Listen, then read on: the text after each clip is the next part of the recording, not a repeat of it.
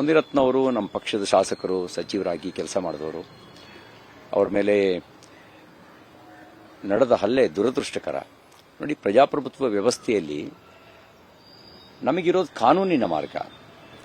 ಯಾರೋ ತಪ್ಪು ಮಾಡಿದ್ರು ಅಂತ ಹೇಳಿದ್ರೆ ಆ ತಪ್ಪನ್ನು ಕಾನೂನಿನ ಮೂಲಕ ಎದುರಿಸಬೇಕು. ಇವರು ಪ್ರಜಾಪ್ರಭುತ್ವದಲ್ಲಿ ಆಯ್ಕೆಯಾಗಿರ್ತಕ್ಕಂಥ ಒಬ್ಬ ಶಾಸಕ, ಮಂತ್ರಿಯಾಗಿ ಕೆಲಸ ಮಾಡಿದವರು. ಅವ್ರ ಮೇಲೆ ಹಲ್ಲೆ ನಡೆಸೋದು ಅದು ಪ್ರಜಾಪ್ರಭುತ್ವದ ಮಾದರಿ ಅಲ್ಲ. ಅದು ಎಂಥ ಸಂದರ್ಭದಲ್ಲಿ ಗಾಂಧೀಜಿಯವರು ಬೆಳಗಾವಿ ಅಧಿವೇಶನದ ನೇತೃತ್ವ ವಹಿಸಿ 100 ವರ್ಷದ ಆಚರಣೆಯಲ್ಲಿ ಇದ್ದೀವಿ ನಾವು. 1924ರಲ್ಲಿ ಅವರು ಡಿಸೆಂಬರ್ 26 ಮತ್ತು 27 ಬೆಳಗಾವಿಯಲ್ಲಿ ನಡೆದಂಥ ಕಾಂಗ್ರೆಸ್ ಅಧಿವೇಶನದ ಅಧ್ಯಕ್ಷತೆ ವಹಿಸಿ ನಡೆಸಿದಂಥ ಮೊದಲ ಮತ್ತು ಕೊನೆಯ ಅಧಿವೇಶನ.